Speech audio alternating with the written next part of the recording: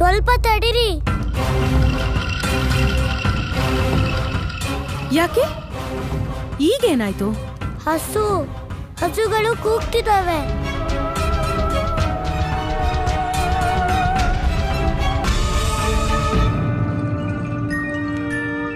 ಕೃಷ್ಣ, ಯಾವ ಹಸು? ಎಲ್ಲಿರೋ ಹಸು? ನಮಗಂತೂ ಯಾವ ಹಸು ಧ್ವನಿನೂ ಕೇಳಿಸ್ತಿಲ್ಲ, ಕೂಗೋದು ಕೇಳಿಸ್ತಿಲ್ಲ. ದಾಮ, ನಿನ್ ಮನ್ಸು ಬರೀ ಖೀರ್ ಬಗ್ಗೆನೇ ಯೋಚಿಸ್ತಿದೆ. ಅದಕ್ಕೆ ನಿನ್ಗೆ ಹಸುಗಳು ಕೂಗಿದ್ದು ಕೇಳಿಸ್ತಾನೇ ಇಲ್ಲ. ಕಿವಿ ಕೊಟ್ಟು ಕೇಳು, ಹಸುಗಳು ನಮ್ಮನ್ನ ಕರಿತಾ ಇವೆ.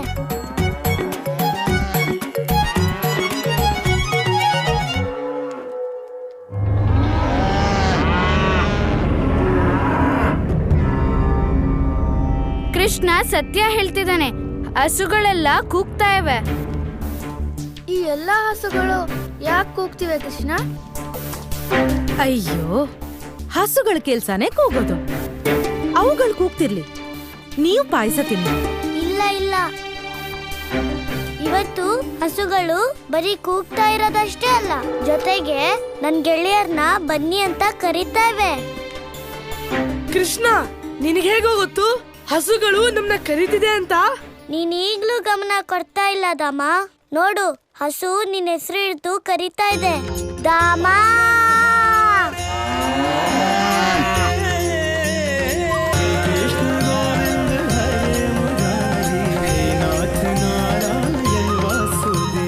ಪ್ರಭು, ನಂದಪುತ್ರನ ಈ ಲೀಲೆ ಏನು? ಇದ್ದಕ್ಕಿದ್ದಂತೆ ಗೋವುಗಳೇಕೆ ಕೂಗುತ್ತಿವೆ? ದೇವಿ, ಇದು ಗೋವುಗಳ ಪ್ರೇಮ. ಕೃಷ್ಣ ಹಾಗೂ ಗೋಪಬಾಲರಿಗೆ. ಗೋವುಗಳ ಪ್ರೇಮ? ದೇವಿ, ನಿಸ್ವಾರ್ಥದಿಂದ ಮಾಡುವ ಕೆಲಸಗಳ ಫಲ ಎಂದಿಗೂ ವ್ಯರ್ಥವಾಗುವುದಿಲ್ಲ. ಇಂದು ಗೋಪಬಾಲರು ಗೋವುಗಳಿಗೆ ಮಾತೃಸ್ಥಾನವನ್ನು, ಪ್ರೇಮವನ್ನು ನೀಡಿದ್ದಾರೆ. ಅದಕ್ಕಾಗಿ ಪೂತನಿಯ ಸಂಚನ್ನು ತಿಳಿದೊಡನೆಯೇ ಗೋವುಗಳು ಅವರ ರಕ್ಷಣೆಗಾಗಿ ಕೂಗುತ್ತಿವೆ.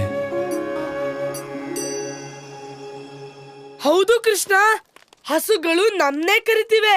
ಕೃಷ್ಣನ್ ಮಾತು ಸುಳ್ಳಾಗದು ಸಾಧ್ಯನೇ ಇಲ್ಲ. ಹಸು ಕೂಗ್ತಿದೆ ಅಂತ ಕೃಷ್ಣ ಹೇಳಿದ್ಮೇಲೆ ಹಸುಗಳು ನಿನ್ನ ಹೆಸರನ್ನ ಕರಿಲೇಬೇಕಾಗುತ್ತೆ. ಹಸುಗಳು ಬರೀ ದಾಮನಷ್ಟೇ ಅಲ್ಲ, ನಿಮ್ಮೆಲ್ರನ್ನೂ ಕರಿತಾ ಇವೆ. ಮತ್ತೆ ನನ್ನ ಹೆಸರು ಯಾಕೆ ಕೇಳಿಸ್ತಿಲ್ಲ ಕೃಷ್ಣ? ಯಾಕಂದ್ರೆ ನಿನ್ ಹೆಸರನ್ನ ಹಸು ಆಗ್ಲೇ ಕರ್ದಾಗಿದೆ. ಹೋಗಿ ಬೇಗ ಹೋಗಿ. ನೀವೆಲ್ಲ ಹೋಗಿಲ್ಲ ಅಂದ್ರೆ ಹಸುಗಳಿಗೆ ನೆಮ್ಮದಿ ಇರಲ್ಲ.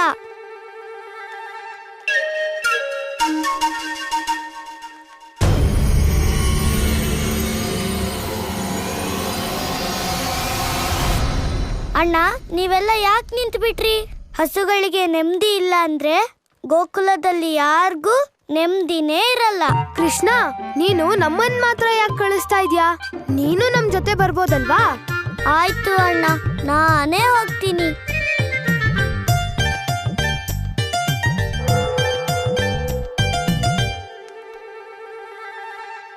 ಆದ್ರೆ ಅಣ್ಣ, ನನ್ನ ಈ ಪುಟ್ಟ ಪುಟ್ಟ ಕೈಗಳಿಂದ ಹಸುಗಳನ್ನ ಹೇಗೆ ಸಂಭಾಳಿಸ್ಲಿ? ಸರಿ ಬಿಡು, ಅಮ್ಮ ಕೇಳ್ತಾಳೆ, ಅವಾಗ ನಾನು ಹೇಳ್ತೀನಿ ನೀನೇ ಕಳಿಸಿದ್ದು ಅಂತ. ನಿಂತ್ಕೋ ಕೃಷ್ಣ. ಹಾ ಅಣ್ಣ, ನಾನು ಯಾವಾಗ್ಲೂ ಸತ್ಯನೇ ಹೇಳೋದು. ಕೃಷ್ಣ, ನಂಗ್ ಗೊತ್ತು, ಕಷ್ಟದ ಕೆಲ್ಸನ ನಾವ್ ದೊಡ್ಡೋರೇ ಮಾಡ್ಬೇಕು. ನೀನಿರು, ನಾವೇ ಹೋಗ್ತೀವಿ. ಬನ್ರೋ. ಆದ್ರೆ ಈ ಪಾಯಸ? ಕೃಷ್ಣ, ನಾವ್ ಹಿಂತಿರುಗ್ ಬರೋವರೆಗೂ ನಿನ್ ಪಾಯಸ ತಿಂದಿರ್ಬಾರ್ದು. ಅರೆ ಮಕ್ಳೇ, ನನ್ ಮಾತ್ ಕೇಳಿ, ಈ ಪಾಯಸ ತಿಂದೋಗಿ. ನನ್ ಮಾತ್ ಕೇಳಿ, ಮೊದ್ಲು ಪಾಯಸ ತಿನ್ನಿ, ಆಮೇಲೆ ಎಲ್ ಬೇಕಾದ್ರೂ ಹೋಗಿ. ಇಷ್ಟು ರುಚಿಯಾಗಿರೋ ಖೀರ್ ತಿನ್ನಕ್ಕೆ ತುಂಬಾ ಹೊತ್ತು ನನ್ನ ಕೈಯಿಂದ ಕಾಯಕ್ಕಾಗೋದಿಲ್ಲ ಅಣ್ಣ.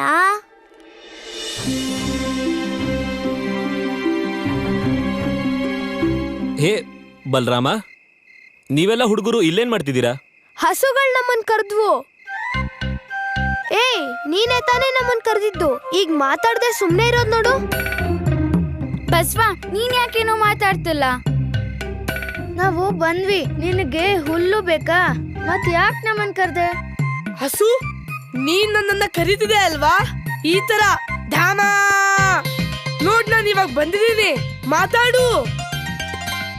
ನಂದಣ್ಣ, ಕೃಷ್ಣ ಮತ್ತೆ ಗೊಲ್ಲ ಬಾಲಕರು ಕರುಗಳಿಗೆ ಅಧಿಕಾರ ನೀಡಿದ್ಮೇಲೆ ಈ ಹಸುಗಳು ಗೊಲ್ಲ ಬಾಲಕರನ್ನ ತಮ್ಮ ಮಕ್ಕಳಂತೆ ಪ್ರೀತಿಸ್ತಾ ಇವೆ. ನೋಡಿ, ನೀವು ಸತ್ಯನೇ ಹೇಳಿದ್ದೀರಾ. ಕೀರು ಇಲ್ಲಿದೆ, ನಾನು ಇಲ್ಲಿದ್ದೀನಿ. ಮತ್ತೆ ಇನ್ಯಾಕ್ ಕಾಯ್ಬೇಕು? ಬನ್ನಿ, ಕೀರ್ ಬಡಿಸಿ. ನಾನು ಪಾಯಸನ ಕೃಷ್ಣನಿಗ್ ಮಾತ್ರ ಕೊಟ್ರೆ ಇವನೇನೋ ಸಾಯ್ತಾನೆ, ಆದ್ರೆ ಗೋಕುಲದ ಬೇರೆ ಎಲ್ಲಾ ಮಕ್ಕಳು ಉಳಿತಾರೆ. ಊರ್ನವ್ರಿಗೆ ನನ್ ಬಗ್ಗೆ ಎಲ್ಲ ಸತ್ಯ ಗೊತ್ತಾಗುತ್ತೆ. ಇಲ್ಲ ಇಲ್ಲ, ನಾನ್ ಕಾಯ್ಬೇಕು. ಎಲ್ಲ ಮಕ್ಕಳ ಸಾವು ಜೊತೆಗೆ ಆಗ್ಬೇಕು. ಕೃಷ್ಣ, ತಾಳ್ಮೆಯ ಫಲ ತುಂಬಾ ಸಿಹಿಯಾಗಿರುತ್ತೆ. ನಿನ್ ಗೆಳೆಯರೆಲ್ಲ ಹಿಂತಿರುಗಿ ಬರ್ಲಿ, ಆಮೇಲೆ ಎಲ್ರೂ ಸೇರಿ ಒಟ್ಟಿಗೆ ಈ ಪಾಯಸನ ತಿನ್ನಿ, ಸರಿನಾ?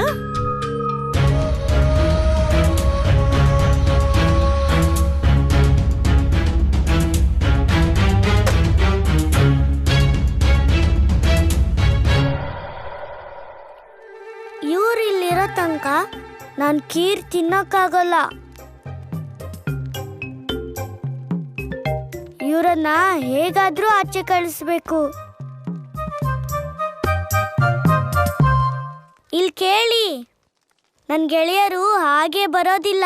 ನೀವೇ ಹೋಗಿ ಅವರನ್ನ ಕರ್ಕೊಂಡ್ ಬರ್ಬೇಕು. ಏನು, ನಾನ್ ಕರಿಬೇಕಾ?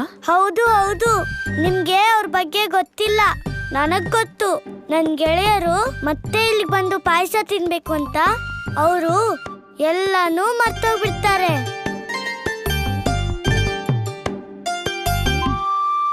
ಮತ್ತೆ ಈ ಪಾಯಸ? ಕೀರಾ, ನಾನ್ ಇದೀನಲ್ಲ, ನಾನ್ ಮಾಯ ಮಾಡ್ತೀನಿ ಈ ಪಾಯಸನ. ಮಾಯನ? ಇಲ್ಲ ಇಲ್ಲ, ನೋಡ್ಕೋತೀನಿ. ಇಲ್ಲಾಂದ್ರೆ ಈ ಕೀರು ಕೆಟ್ಟೋಗ್ಬಿಡತ್ತೆ. ಮತ್ತೆ ನಿಮ್ ಭಗವಂತ ನಿಮ್ಮೇಲೆ ಇನ್ನೂ ಹೆಚ್ಚು ಕೋಪ ಮಾಡ್ಕೋತಾರೆ. ಈ ಬಾರಿ ನಿನ್ನ ಸೋದರಿ ಸೋತರೆ ಬಕಾಸುರ.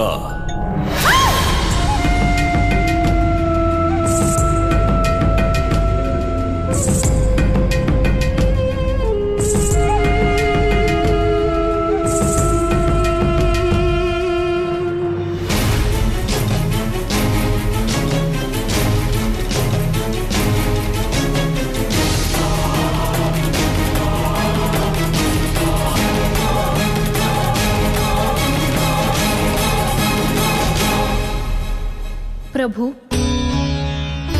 ಗೋವುಗಳು ಗೊಲ್ಲಬಾಲರನ್ನೇನೋ ಕಾಪಾಡಿದವು, ಆದರೆ ನಂದಪುತ್ರ ಇನ್ನೂ ಖೀರಿನ ಬಳಿಯೇ ಇದ್ದಾನೆ. ಅವನೇನಾದರೂ ಪೂತನಿಯ ವಿಷದ ಕೀರನ್ನು ಸೇವಿಸಿದರೆ? ಹಾಗಿದ್ದರೆ ಪರಮಾವತಾರಿಯ ಕಥೆ ಏನು?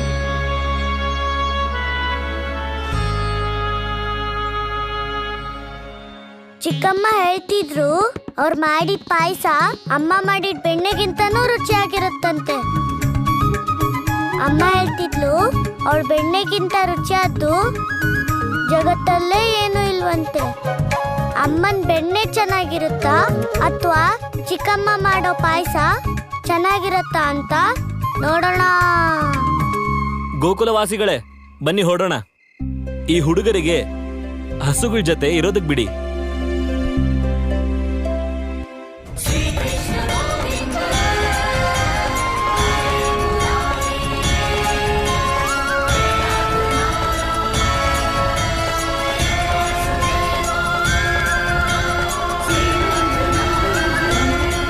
ಏನ್ರ ಇದಲ್ಲ, ಯಾಕೆ ಮಾಡ್ಲಿಕ್ಕಲ್ರಿ?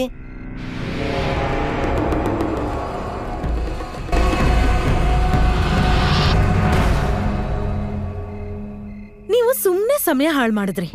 ಬನ್ನಿ ಬೇಗ ಹೋಗೋಣ. ಪಾಯಸ ತಿನ್ನೋ ಶುಭಗಳಿಗೆ ಮೀರಿ ಹೋಗ್ತಾ ಇದೆ. ಬನ್ನಿ ಬನ್ನಿ. ಆದ್ರೆ ಕೃಷ್ಣ ಏನ್ ಹೇಳ್ತಾನೆ ಗೊತ್ತಾ? ತಿನ್ನಕ್ಕೆ ಯಾವ ಶುಭಗಳಿಗೇನು ಇರಲ್ಲ ಅಂತ. ಆಸೆ ಆದಾಗ ಸುಮ್ನೆ ತಿನ್ಬಿಡ್ಬೇಕು.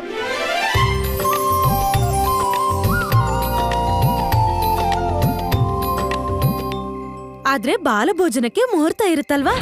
ನೀವಿನ್ನೂ ತಡ ಮಾಡಿದ್ರೆ ಪಾಯಸ ತಣ್ಣಗಾಗೋಗುತ್ತೆ, ಆಮೇಲೆ ರುಚಿನೂ ಇರೋದಿಲ್ಲ. ಬನ್ನಿ ಬೇಗ ಬೇಗ ಹೋಗೋಣ.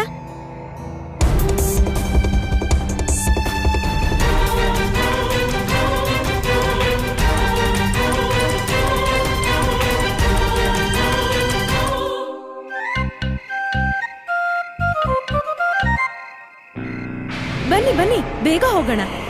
ಬನ್ನಿ ಬನ್ನಿ ಬೇಗ.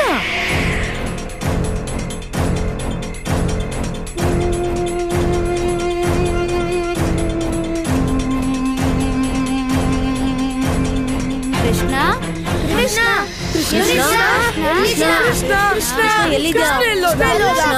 ಕೃಷ್ಣ ಎಲ್ಲೋದೆ ನೀನು? ಎಲ್ಲಿದ್ಯೋ ಮಾತಾಡೋ ಕೃಷ್ಣ. ಕೃಷ್ಣ ಎಲ್ಲೋಗ್ಬಿಟ್ಟಿದ್ಯಾ? ಪಾಯಸ ಎಲ್ಲೋಯ್ತು?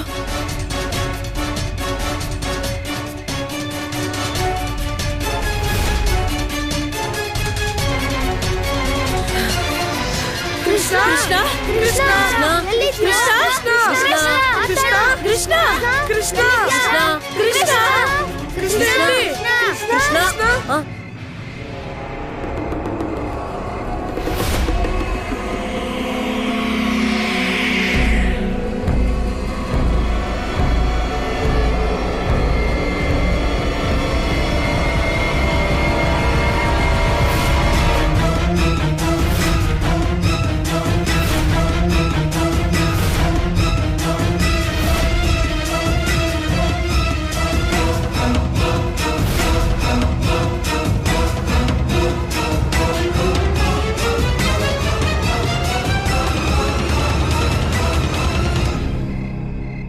ಈ ಕೃಷ್ಣನ ಜೀವನ ಲೀಲೆ ಅಂತೂ ಮುಗಿದೋಯ್ತು. ಈಗ ಈ 3 ಗೆಳೆಯರ ಸರದಿ.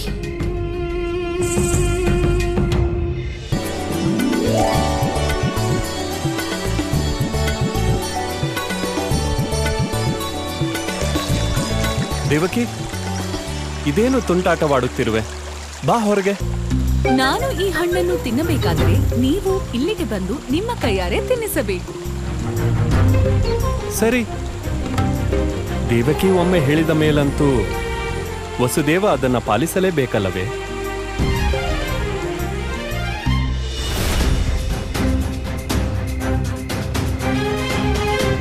ಕೃಷ್ಣ ಕೃಷ್ಣ ಕೃಷ್ಣ ಎದ್ದೇಳು ಕೃಷ್ಣ. ಎದ್ದೇಳು ಕೃಷ್ಣ. ಏನಾಯ್ತು? ಏನಾಯ್ತು? ಕಣ್ಬಿಡು. ಕೃಷ್ಣ, ಕಣ್ಬಿಡು. ಕೃಷ್ಣ, ಕೃಷ್ಣ, ಏನಾಯ್ತು? ಕಣ್ಬಿಡು. ಕಣ್ಬಿಡು. ಕಣ್ಬಿಡಿ.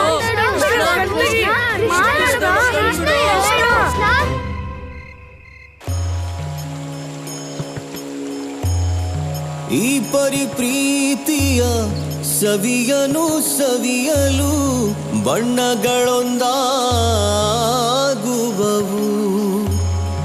ಎಲ್ಲವೂ ಹೊಳೆದು ಎಲ್ಲವೂ ಅಳಿದು ಬಿಳುಪನೆ ತೋರುವವು.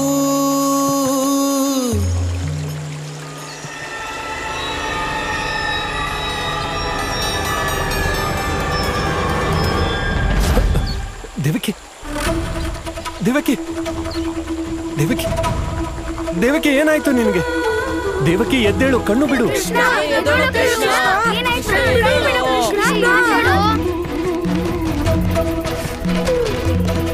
ದೇವಕಿ, ಒಮ್ಮೆ ಕಣ್ಣು ಬಿಡು ದೇವಕಿ. ದೇವಕಿ, ದೇವಕಿಗೆ ಆಗಿದ್ದಾದರೂ ಏನು?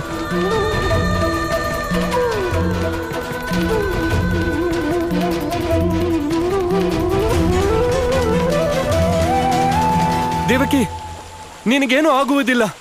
ನಿನಗೇನು ಆಗುವುದಕ್ಕೂ ಬಿಡುವುದಿಲ್ಲ. ಎದ್ದೇಳು ದೇವಕಿ.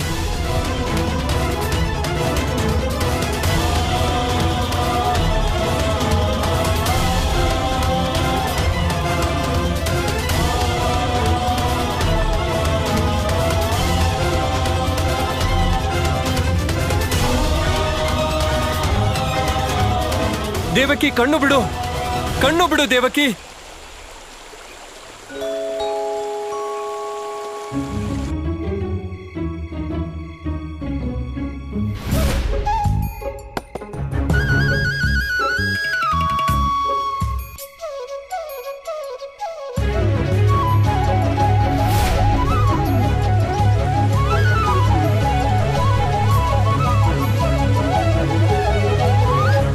ಮಹಾರಾಜ, ಈ ಹಣ್ಣು ಸತ್ಯವಾಗಿಯೂ ಬಹಳ ಅಪರೂಪದ್ದು.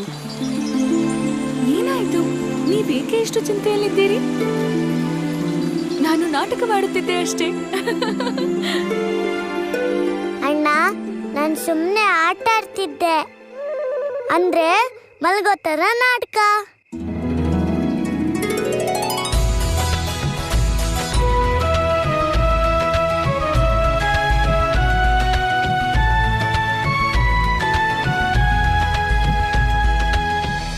ಇಲ್ಲಿ ನೋಡಿ, ನಿಮ್ ಪಾಯಸ ತುಂಬಾ ಚೆನ್ನಾಗಿತ್ತು. ಆದ್ರೆ ನಮ್ಮ ಅಮ್ಮ ಮಾಡೋ ಬೆಣ್ಣೆ ಅಷ್ಟೇನಲ್ಲ. ನೀವು ಮುಂದೆ ಯಾವತ್ತೇ ಪಾಯಸ ಮಾಡಿದ್ರು ನನ್ ಕರಿಯೋದ್ ಮರಿಬೇಡಿ. ಹೊಟ್ಟೆ ತುಂಬಾ ಪಾಯಸ ತಿಂದು ನಿದ್ರೆ ಮಾಡಿದ್ನಲ್ಲ, ಅದು ಬಹಳ ಆನಂದವಾಗಿತ್ತು.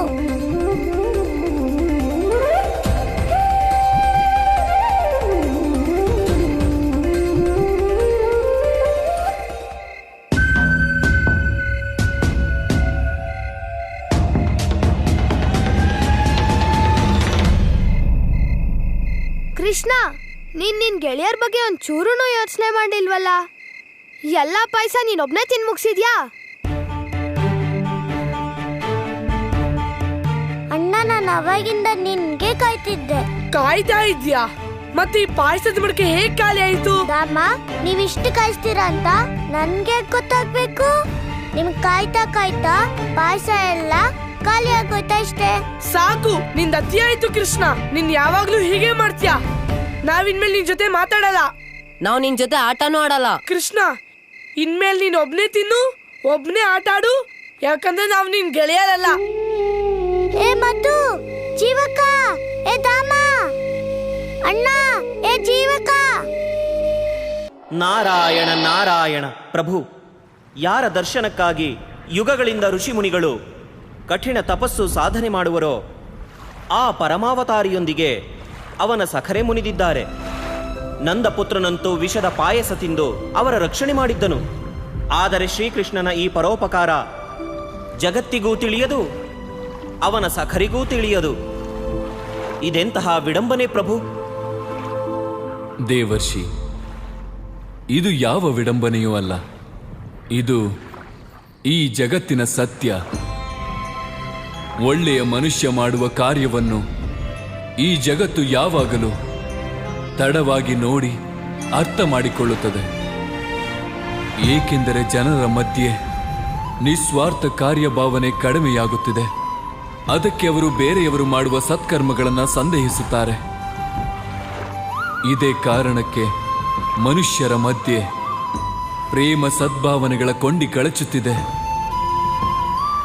ಜಗತ್ತು ಮತ್ತು ಪರಸ್ಪರ ಸಂಬಂಧಗಳಿಂದ ಈ ಸಂದೇಹದ ವಿಷವನ್ನು ದೂರ ಮಾಡಲು ಕೃಷ್ಣನ ಅವತಾರವಾಗಿದೆ. ಆದರೆ ಪ್ರಭು, ಕಾಲಕೂಟನ ಘೋರ ವಿಷವನ್ನು ಕೃಷ್ಣ ಸೇವಿಸಿದರೂ ಅದು ಅವನ ಮೇಲೇಕೆ ಪ್ರಭಾವ ಬೀರಿಲ್ಲ? ದೇವಿ, ಈ ಜಗತ್ತಿನಲ್ಲಿ ಯಾವ ವಿಷವೂ ಇಲ್ಲ, ಯಾವ ಅಮೃತವೂ ಇಲ್ಲ. ಹಾಗೆಯೇ ಮನುಷ್ಯ ಯಾವುದನ್ನ ಯಾವ ಭಾವನೆಯಿಂದ ಸೇವಿಸುತ್ತಾನೋ ಆ ವಸ್ತು ಅದರ ಅನುರೂಪವೇ ಆಗುತ್ತದೆ. ಕೃಷ್ಣನು ವಿಷವನ್ನಲ್ಲ, ಕೀರನ್ನು ತಿಂದಿದ್ದಾನೆ. ಅವನು ಹೇಳಿದ್ದು ಕೀರು ಸ್ವಾದಿಷ್ಟವೆಂದು. ಆದರೆ ಆ ಸ್ವಾದಿಷ್ಟ ಕೀರಿನಲ್ಲಿ ಜಗತ್ತಿನ ಅತ್ಯಂತ ಪ್ರಬಲ ವಿಷವಿತ್ತು. ಅದು ಕೃಷ್ಣನ ಮೇಲೆ ಪ್ರಭಾವಿಸದಿರುವುದು ಹೇಗೆ ಸಾಧ್ಯವಿದೆ ಪ್ರಭು? ದೇವಿ, ಯಾವಾಗ ಮನುಷ್ಯ ನಿಸ್ವಾರ್ಥ ಭಾವದಿಂದ ಕಾರ್ಯ ಮಾಡುವನೋ ಆಗ ಭಗವಂತ ಅವರೊಂದಿಗೆ ಸದಾ ಇರುತ್ತಾನೆ.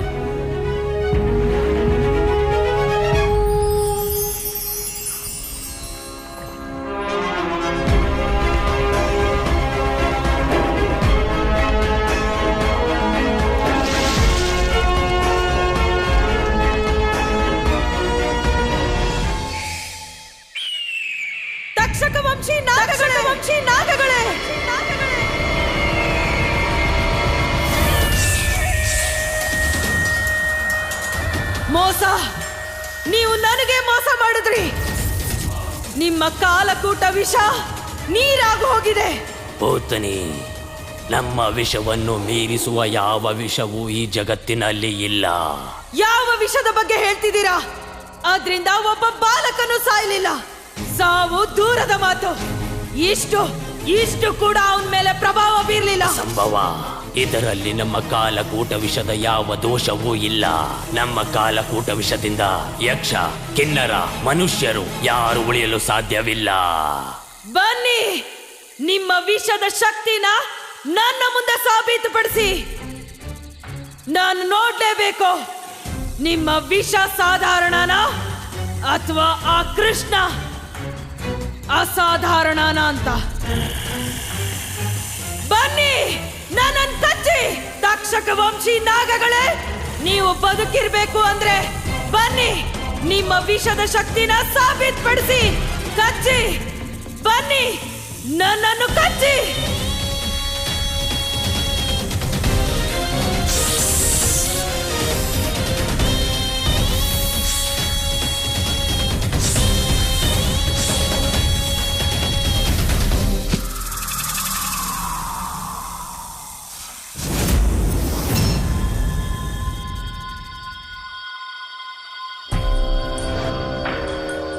ನನಗೆ ಪ್ರಜ್ಞೆ ತಪ್ಪಿದೆ ಅಂದ್ರೆ ಇದಕ್ಕಿಂತ ಶಕ್ತಿಶಾಲಿ ವಿಷ ಪ್ರಪಂಚದಲ್ಲೇ ಇಲ್ಲ. ಹಾಗಾದ್ರೆ ಈ ಕಾಲಕೂಟ ವಿಷದಿಂದ ಆ ಕೃಷ್ಣ ಹೇಗ್ ಪಾರಾದ? ಏನೇ ಇರ್ಲಿ, ಇದ್ರ ಹಿಂದೆ ಏನೋ ರಹಸ್ಯ ಇದೆ. ನಾನು ಆ ರಹಸ್ಯನ ಪತ್ತೆ ಮಾಡಲೇಬೇಕು.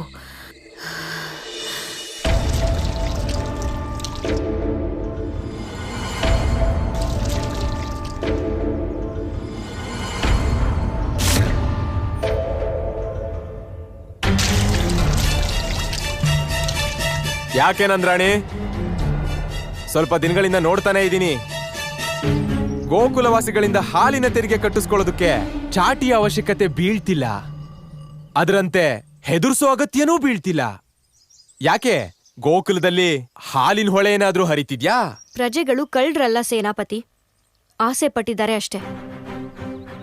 ಆದ್ರೆ ನನಗೆ ದುಃಖ ಇದೆ, ನಿಮ್ಮ ಭಗವಂತ ಕಂಸಂಗೆ ದುರಾಸೆ ಆಗಿದೆ ಅಂತ.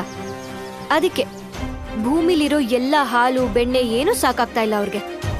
ಆದ್ರೆ ನನಗೆ ನಂಬಿಕೆ ಇದೆ, ಬೇಗ ಅವರ ದುರಾಸೆ ಗೋಕುಲದಿಂದಾನೇ ಕೊನೆ ಆಗತ್ತೆ.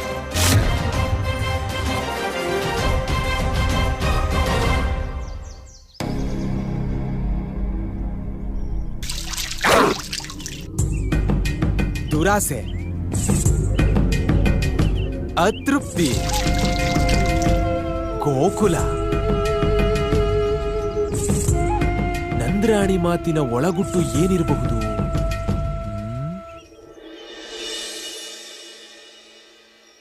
ರೋಹಿಣಿ ಅಕ್ಕ, ಎಲ್ಲಾದ್ರೂ ಹೊರಟಿದ್ದೀರಾ? ಹಾ ಯಶೋದೆ, ಅಕ್ರೂರರ ಸಂದೇಶ ಬಂದಿತ್ತು, ಕೂಡ್ಲೇ ಭೇಟಿ ಮಾಡ್ಬೇಕಂತೆ. ಅಕ್ಕ, ಕಂಸನ್ ಸೈನಿಕರು ಈಗ್ಲೂ ಗೋಕುಲದಲ್ಲೇ ತಿರ್ಗಾಡ್ತಾ ಇದ್ದಾರೆ. ನೀವು ಹುಷಾರಾಗಿ ಹೋಗಿ ಬನ್ನಿ. ಬೇಗ ಬಂದ್ಬಿಡ್ತೀನಿ.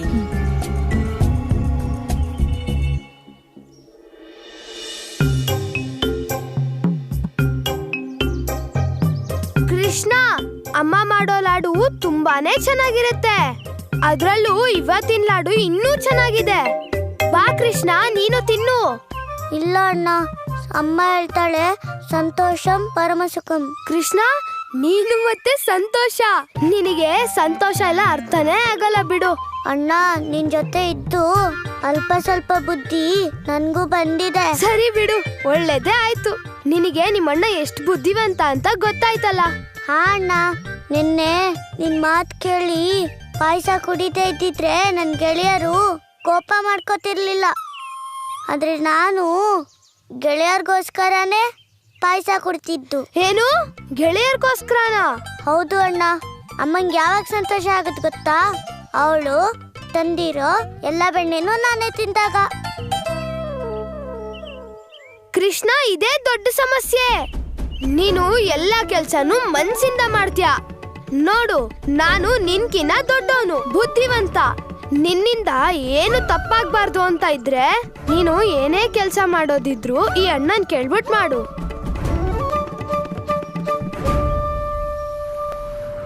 ನಾರಾಯಣ ನಾರಾಯಣ.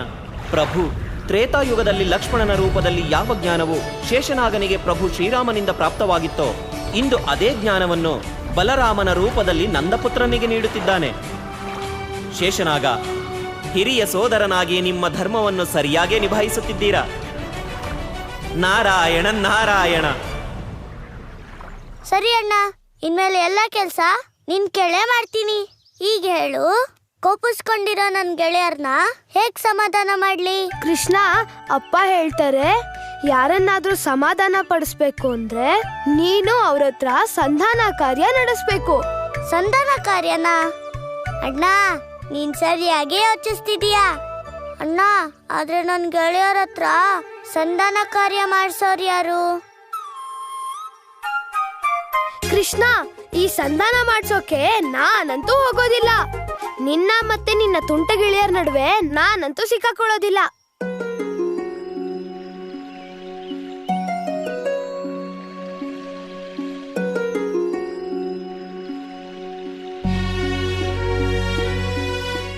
ಅಣ್ಣ, ನೀನ್ ಬುದ್ಧಿವಂತ.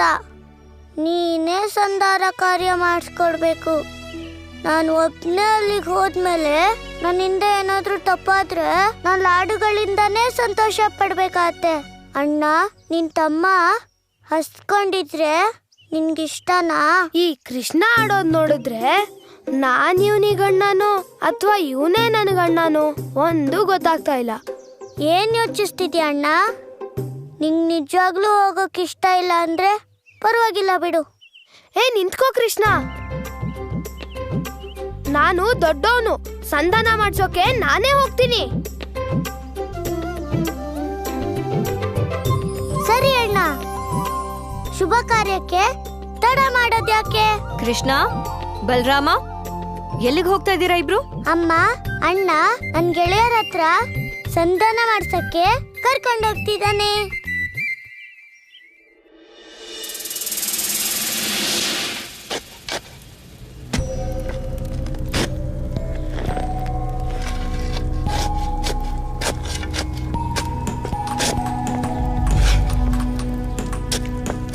ಮಹಾರಾಣಿ, ಬಹಳ ದುಃಖದ ಸಮಾಚಾರವಿದೆ. ರಾಜ್ಯ ವೈದ್ಯರು ಹೇಳುತ್ತಿದ್ದಾರೆ ಅವರು ಬದುಕುವ ಸಾಧ್ಯತೆ ಸ್ವಲ್ಪವೂ ಇಲ್ಲವಂತೆ. ಯಾವುದೇ ಕ್ಷಣದಲ್ಲಾದರೂ. ಇಲ್ಲ ಕ್ರೂರರೇ, ದೇವ್ಕಿಗೆ ಏನೂ ಆಗಲ್ಲ. ತಾಯಿಯ ಮಮತೆಯನ್ನ ಈ ಜಗತ್ನಲ್ಲಿ ಯಾರೂ ಸೋಲ್ಸಕ್ಕಾಗಲ್ಲ. ಸಾವು ಕೂಡ. ದೇವಕಿಗೆ ಕಂಸನಿಂದ ಅವಳ ಮಕ್ಕಳ ಮರಣದ ಪ್ರತೀಕಾರ ತಗೊಳ್ಳೋದಕ್ಕೆ ಅವಳು ಜೀವಂತವಾಗಿರ್ಲೇಬೇಕು. ಅಕ್ರೂರರೇ, ಆದಷ್ಟು ಬೇಗ ಮಹಾರಾಜ ವಸುದೇವ ಮತ್ತು ದೇವಕಿಯನ್ನ ಕಂಸನ ಸೆರೆಮನೆಯಿಂದ ಮುಕ್ತಿಗೊಳಿಸಲೇಬೇಕು.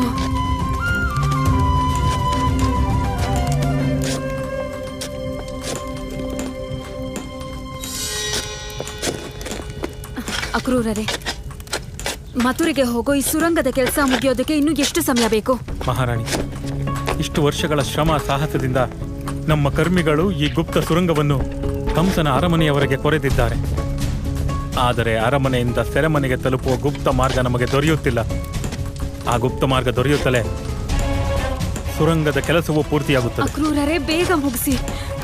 ನಮ್ಮ ಹತ್ರ ಅಷ್ಟೊಂದು ಸಮಯ ಇಲ್ಲ.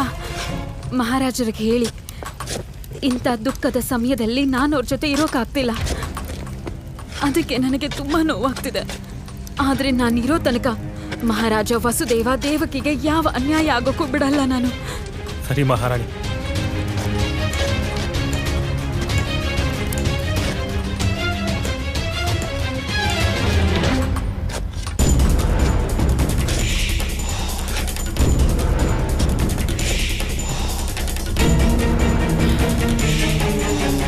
ರೋಹಿಣಿ ವಸುದೇವನ ಮೊದಲನೇ ಪತ್ನಿ ಮತ್ತು ಅಕ್ರೂರ. ಭಗವಂತ ಕಂಸನ ವಿರುದ್ಧ ಇಷ್ಟು ದೊಡ್ಡ ಷಡ್ಯಂತ್ರ. ನೀನು ಬದುಕಿರುವವರೆಗೂ ಏನು ಅನರ್ಥ ಆಗೋದಕ್ಕೆ ಬಿಡಲ್ಲ. ನನ್ನ ಕಣ್ಣೆದ್ರೆ ಷಡ್ಯಂತ್ರ ನಡೀತಿತ್ತು, ಆದ್ರೆ ನನಗೆ ಯಾವುದೇ ಸುಳಿವು ಸಿಗ್ಲಿಲ್ಲ. ಇಲ್ಲಿವರೆಗೂ ನನಗೆ ಸಂದೇಹ ಇತ್ತು, ಆ ರಾತ್ರಿ ದೇವಕಿಗೆ ಗಂಡು ಮಗುನೇ ಹುಟ್ಟಿತ್ತು ಅಂತ. ಆದ್ರೆ ಈಗ ಅದೇ ಸತ್ಯ ಆಗಿದೆ. ದೇವಕಿ ಗಂಡು ಮಗುವಿಗೆ ಜನ್ಮ ನೀಡಿದ್ಲು. ಆ ಹುಡುಗ ಮತ್ಯಾರು ಅಲ್ಲ, ನಂದಗೋಪನ ಮನೆಯಲ್ಲಿ ಬೆಳೀತಾ ಇರೋ ಅದೇ ಕೃಷ್ಣ. ಇದೇ ಕೃಷ್ಣನಿಗೋಸ್ಕರ ಅಶರೀರವಾಣಿ ಮೊಳಗಿತ್ತಲ್ವಾ? ಮಹಾರಾಜ ಕಂಸ, ನಿನ್ನನ್ನು ನೀನು ಭಗವಂತ ಕಂಸ ಅಂತ ಕೂಡ ಕರಿತೀಯಲ್ವಾ? ಈ ಪೂತನಿಯ ಶಕ್ತಿಯ ಮೇಲೆ ಸಂದೇಹ ಪಟ್ಟೆ ಅಲ್ವಾ? ಆದ್ರೆ ಇವತ್ತು ಅದೇ ಪೂತನಿ ದೇವಕಿ ಪುತ್ರ ಕೃಷ್ಣನ ಕಂಡು ಹಿಡಿದಿದ್ದಾಳೆ. ಅವನೇ ಭಗವಂತ ಕಂಸನ ಕೊಲ್ಲುವವನು. ಭಗವಂತ ಕಂಸ, ಮಥುರೆಯ ಯಾವ ಆಸ್ಥಾನದಲ್ಲಿ ನೀನು ನನಗೆ ಮೃತ್ಯು ದಂಡನೆ ನೀಡಿ ಅಪಮಾನ ಮಾಡಿದ್ಯೋ ಅದೇ ಆಸ್ಥಾನಕ್ಕೆ ನಾನು ಕೃಷ್ಣನ ಮೃತದೇಹವನ್ನ ಹೊತ್ತು ತರ್ತೀನಿ. ಭಗವಂತ ಕಂಸನ ಮೃತ್ಯುದೂತನ ಹತ್ಯೆಯನ್ನ ಈ ಪೂತನಿಯೇ ಮಾಡಿದ್ದು ಅಂತ ಇಡೀ ಜಗತ್ತಿಗೆ ಸಾರ್ತೀನಿ. ಅದಾದ್ಮೇಲೆ ಭಗವಂತ ಕಂಸ, ಇಡೀ ಜೀವನ ನೀನು ನನ್ನ ಋಣದಲ್ಲೇ ಬದುಕಬೇಕು. ಕೃಷ್ಣ, ತುಂಬಾ ಕಣ್ಣ ಮುಚ್ಚಾಲೆ ಆಟ ಆಡ್ಬಿಟ್ಟೆ ನೀನು ಈ ಪೂತನಿ ಜೊತೆ. ನಾನ್ ಬರ್ತಿದ್ದೀನಿ ನಿನ್ನ ಎಲ್ಲ ಆಟಗಳನ್ನ ಕೊನೆಗಾಣಿಸೋಕೆ. ನಾರಾಯಣ ನಾರಾಯಣ, ನಿಮ್ಮ ಕಣ್ಣು ತೆರೆಯಿರಿ. ಯೋಗ ನಿದ್ರೆಯಿಂದ ಹೊರಬನ್ನಿ ಪ್ರಭು. ಜಗತ್ತಿನಲ್ಲಿ ಬಹಳ ದೊಡ್ಡ ಅನರ್ಥವಾಗಿದೆ ಪ್ರಭು.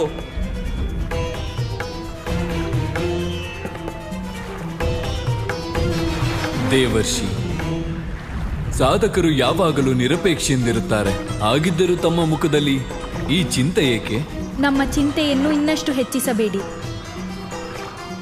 ನೀವು ಏನೂ ತಿಳಿಯದಂತೆ ವರ್ತಿಸುತ್ತಿದ್ದೀರಿ ಪ್ರಭು. ಆದರೆ ಅಲ್ಲಿ ಪೂತನಿಗೆ ಎಲ್ಲವೂ ತಿಳಿದಿದೆ.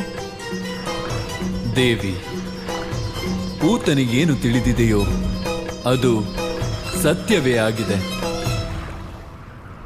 ಅದೇ ಸತ್ಯದ ಗುಣಧರ್ಮ. ಅದು ಬಹಳ ಕಾಲ ಅಡಗಿರುವುದಿಲ್ಲ. ಹಾಗಾಗಿ ಸತ್ಯವು ತಾನಾಗಿಯೇ ಪೂತನಿಗೆ ಗೋಚರಿಸಿದರೆ ಅದರಲ್ಲಿ ಚಿಂತೆ ಏನಿದೆ ದೇವಿ? ಪ್ರಭು, ಚಿಂತೆಯು ಸತ್ಯದ್ದಲ್ಲ, ಆದರೆ ಸಮಯದ್ದು. ಯಾವ ಸತ್ಯವನ್ನು ಜಗತ್ತಿನಲ್ಲಿ ಯಾರೂ ಅರಿಯರೋ ಆ ಸತ್ಯವನ್ನು ಪೂತನಿ ತಿಳಿದುಕೊಳ್ಳಲು ಇದು ಸಮಯವಲ್ಲ ಪ್ರಭು. ದೇವರ್ಷಿ, ನಿಮ್ಮಂತೆಯೇ ಎಲ್ಲ ಮನುಷ್ಯರಿಗೂ ಅನಿಸುತ್ತದೆ ಕೆಲವು ಘಟನೆಗಳು ಘಟಿಸಲು ಇದು ಸರಿಯಾದ ಸಮಯವಲ್ಲವೆಂದು. ಆದರೆ ಜಗತ್ತಿನಲ್ಲಿ ಎಲ್ಲ ಘಟನೆಗಳು ನಿಯಮಗಳಿಗನುಸಾರವಾಗಿ ಸರಿಯಾದ ಸಮಯದಲ್ಲೇ ನಡೆಯುತ್ತಿರುತ್ತವೆ. ಮನುಷ್ಯನು ಎದುರಾಗುವ ಸಂಕಟದಿಂದ ಭಯಭೀತನಾಗಿ ಉಚಿತವನ್ನು ಅನುಚಿತವೆಂದುಕೊಳ್ಳುವ ತಪ್ಪು ಮಾಡುತ್ತಾನೆ. ಆಗ ಅವನಿಗೆ ಸಂಕಟವಾಗುತ್ತಾನೆ. ಅದಕ್ಕಾಗಿ ಮನುಷ್ಯರೆಲ್ಲರೂ ಪೂರ್ಣ ವಿಶ್ವಾಸದಿಂದ ಕೆಲಸ ಮಾಡಬೇಕು. ಆಗಲೇ ತಮ್ಮ ಕಾರ್ಯದಿಂದ ಅವರು ಸಂಕಟದಿಂದ ಮುಕ್ತರಾಗುತ್ತಾರೆ. ಆದರೆ ಪ್ರಭು, ಆ ಪೂತನಿಯಿಂದ ಇಡೀ ಜಗತ್ತಿಗಾಗುತ್ತಿರುವ ಸಂಕಟಕ್ಕೇನು ಪರಿಹಾರ? ಹೌದು ಪ್ರಭು, ಪೂತನಿ ಕಂಸನ ವಿಶ್ವಾಸ ಪಡೆಯಲು ಇಂದು ಆಕೆ ಅರಿತ ಸತ್ಯವನ್ನು ಎಲ್ಲರಿಗಿಂತ ಮೊದಲು ಕಂಸನಿಗೆ ತಿಳಿಸುತ್ತಾಳೆ. ದೇವರ್ಷಿ, ಕಂಸನಿಗೆ ಪೂತನಿ ಮೇಲೆ ವಿಶ್ವಾಸ ಇತ್ತು. ಆದರೆ ಕಂಸನು ಅವಳ ಮೇಲೆ ಸಂದೇಹ ಪಟ್ಟು ಅವಳ ವಿಶ್ವಾಸಘಾತ ಮಾಡಿದ್ದಾನೆ. ಈಗ ಪೂತನಿ ಈ ಸತ್ಯವನ್ನು ಆಧಾರವಾಗಿರಿಸಿ ಒಂದು ನಿರ್ಧಾರ ಮಾಡುತ್ತಾಳೆ. ಅದರಿಂದ ಪೂರ್ವ ನಿರ್ಧರಿತ ಘಟನೆಗಳೇ ನಡೆಯುತ್ತವೆ.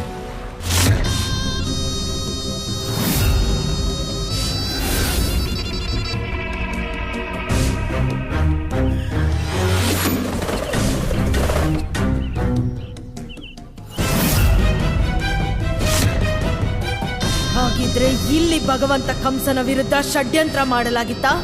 ಎಂತಹ ಷಡ್ಯಂತ್ರ ಅಂದ್ರೆ, ಭಗವಂತ ಕಂಸನಿಗೆ ನನ್ನ ಶಕ್ತಿ ಅಂದ್ರೆ ಈ ಪೂತನಿಯ ಶಕ್ತಿಯ ಮೇಲೆ ಸಂದೇಹ ಬರೋ ಹಾಗಾಯ್ತು.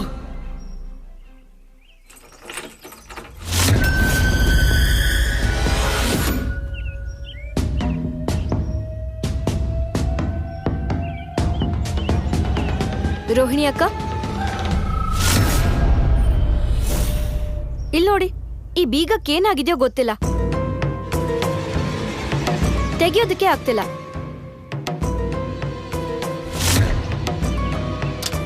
ಹೇ ಭಗವಂತ, ಏನಾಯ್ತು ಈ ಬೀಗಕ್ಕೆ? ಕೃಷ್ಣ ಇಲ್ಲಿದ್ದಿದ್ರೆ ಇಷ್ಟೊತ್ತಿಗೆ ತೆಗ್ದಿರ್ತಿದ್ದ. ಆ ರಾತ್ರಿ ಸೆರೆಮನೆಯ ಬೀಗಗಳು ತೆರೆದಿದ್ದಾದ್ರೂ ಹೇಗೆ?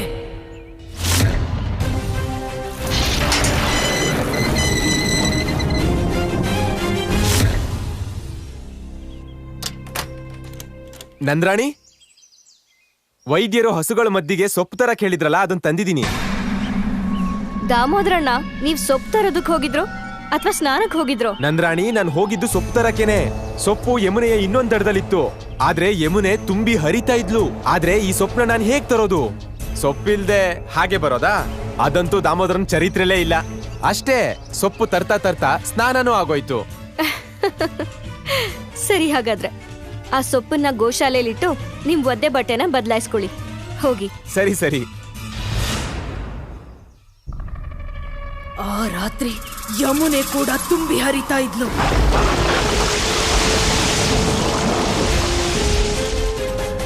ಇಂತಹ ಗೋಪಾಲಕರು ಮಾತ್ರ ಅಂತಹ ಯಮುನೆಯನ್ನು ದಾಟಕ್ ಸಾಧ್ಯ.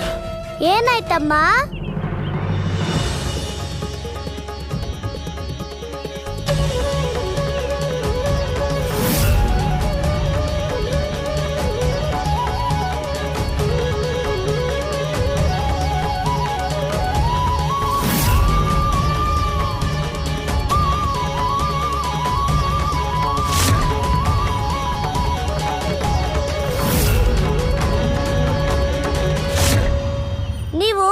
ಮುಂದೆ ಯಾವತ್ತೇ ಪಾಯಸ ಮಾಡಿದ್ರು ನನ್ ಕರಿಯಾದ್ ಮರಿಬೇಡಿ.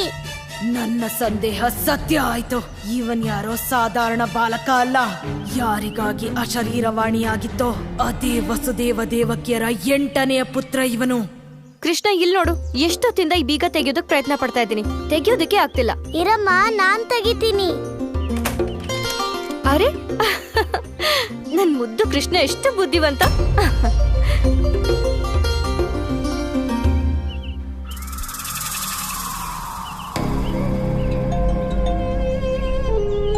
ನೀನು ಹುಟ್ಟಿದಾಗ ನನ್ನಿಂದ ತಪ್ಪಿಸ್ಕೊಂಡ್ಬಿಟ್ಟೆ, ಆದ್ರೆ ಇನ್ನು ನಿನಗೆ ಉಳಿಗಾಲ ಇಲ್ಲ. ನಿನ್ನನ್ ಕೊಲ್ಲೋದಿಕ್ಕೇನೆ ಈ ಪೂತನಿ ಇಲ್ಲಿ ಬಂದಿರೋದು. ದೊಡ್ಡಮ್ಮ, ನೀವು ಸಿಕ್ಬಿದ್ರಿ. ನಿಮ್ ಸತ್ಯ ನನ್ಗೆ ಗೊತ್ತಾಗೋಯ್ತು. ಯಾವ ಸತ್ಯ? ನೀನ್ ಏನ್ ಹೇಳ್ತಿದ್ಯಾ ಕೃಷ್ಣ? ದೊಡ್ಡಮ್ಮ, ನೀವು ನನ್ನ ತುಂಬಾನೇ ಪ್ರೀತಿ ಮಾಡ್ತೀರಾ. ಅದು ನನ್ನ ಅಮ್ಮನ್ಗಿಂತಲೂ ಮತ್ತು ಅಣ್ಣನ್ಗಿಂತಲೂ ಅಲ್ವಾ ದೊಡ್ಡಮ್ಮ?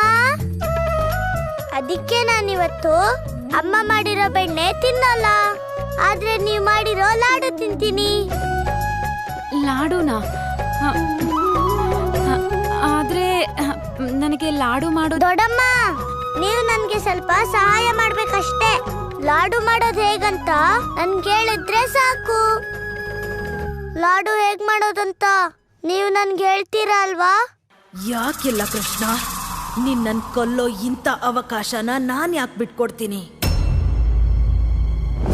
ಹಾ ಕೃಷ್ಣ, ಖಂಡಿತ ಹೇಳ್ತೀನಿ. ಹಾಗಾದ್ರೆ ಬನ್ನಿ ದೊಡ್ಡಮ್ಮ, ನಾವು ಸಿಹಿಯಾಗಿ ಲಾಡು ಮಾಡೋಣ.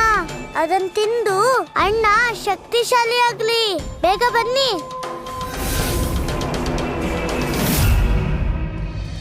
ದೊಡ್ಡಮ್ಮ, ಇವತ್ ಮಾಡೋ ಲಾಡು ಹೇಗಿರ್ಬೇಕಂದ್ರೆ ಈ ತರದ್ ಲಾಡು ಅಣ್ಣ ತಿಂದಿರ್ಲೇಬಾರ್ದು.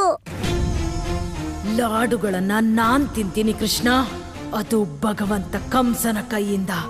ಅದಕ್ಕೂ ಮೊದಲು ನಿನ್ನನ್ನ ಕೊಲ್ತೀನಿ. ದೊಡ್ಡಮ್ಮ, ಲಾಡು ಪಾಕ ಅಂತೂ ಇವಾಗ ಮಾಡಾಯ್ತು, ಮುಂದೇನು? ಈಗ ಈ ಪಾತ್ರದಲ್ಲಿರೋದ್ನೆಲ್ಲ ಸ್ವಲ್ಪ ಈ ಪಾಕಕ್ಕೆ ಹಾಕು. ಇವೆಲ್ಲನಾ? ದೊಡ್ಡಮ್ಮ, ಈ ಮಸಾಲೆಗಳನ್ನ ಅಮ್ಮ ತರಕಾರಿಗಳಿಗಾಕ್ತಾಳೆ. ನೀನೇ ಹೇಳಿದ್ದು ತಾನೆ ಲಡ್ಡು ರುಚಿಯಾಗಿರ್ಬೇಕು ಅಂತ. ಹಾಗಾದ್ರೆ ನಾನ್ ಏನ್ ಹೇಳ್ತೀನೋ ಅದನ್ನೇ ಮಾಡು. ಇವತ್ ದೊಡ್ಡಮ್ಮಂಗೆ ಏನಾಗಿದೆ? ಅವ್ರು ಯಾವತ್ತೂ ಕೋಪಿಸ್ಕೊಳ್ಳಲ್ವಲ್ಲ. ಕೃಷ್ಣ, ಅಡ್ಗೆ ಮನೇಲಿ ನೀನೇನ್ ಮಾಡ್ತಿದ್ಯಾ? ಬೆಣ್ಣೆ ಇರೋದು ಅಮ್ಮನ ಹತ್ರ ಅಲ್ವಾ? ನಾನ್ ಲಾಡು ಮಾಡ್ತಿದ್ದೀನಿ, ಅದು ನನ್ಗೋಸ್ಕರನೇ. ಲಡ್ಡು ಮತ್ತೆ ಕೃಷ್ಣ, ಈ ಬೆಣ್ಣೆ ಕಳ್ಳಂಗೆ ಬೆಣ್ಣೆಗಿಂತ ಲಡ್ಡು ಹೇಗಿಷ್ಟ ಆಯ್ತು?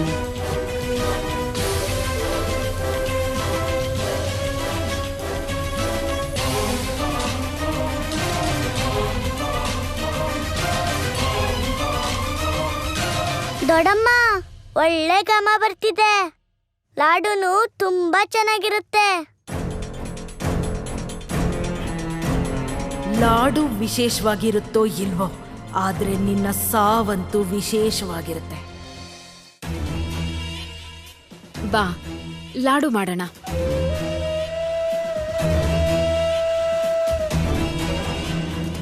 ತಗೋ ಮಾಡು.